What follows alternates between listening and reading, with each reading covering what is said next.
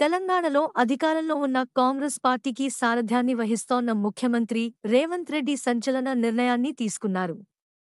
రైతు రుణ మాఫీకి సంబంధించిన నిర్ణయం, అది పంట రుణాల మాఫీ విషయంలో చివరి నిమిషంలో కొత్త మెలిక పెట్టినట్లు తెలుస్తోంది.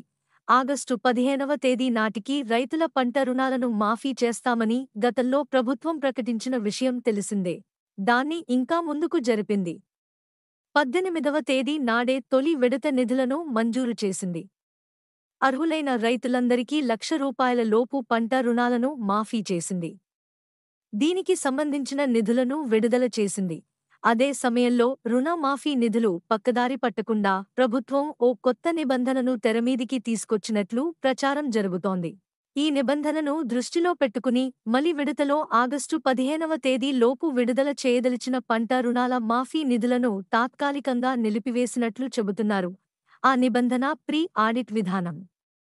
పంట రుణాల మాఫీపై ప్రీ ఆడిట్ నిర్వహించాలని వ్యవసాయ మంత్రిత్వ శాఖ తాజాగా నిర్ణయించినట్లు చెబుతున్నారు.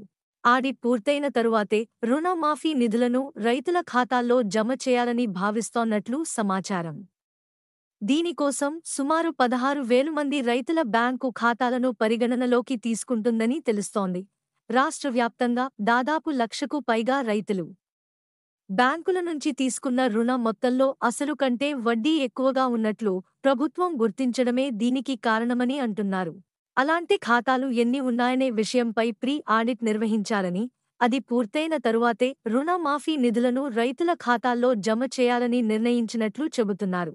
మన ఛానల్కి సబ్స్క్రైబ్ చేసుకోండి, లైక్ చేయండి మరియు కామెంట్ చేయండి. మీ సపోర్ట్ మాకు చాలా ముఖ్యం.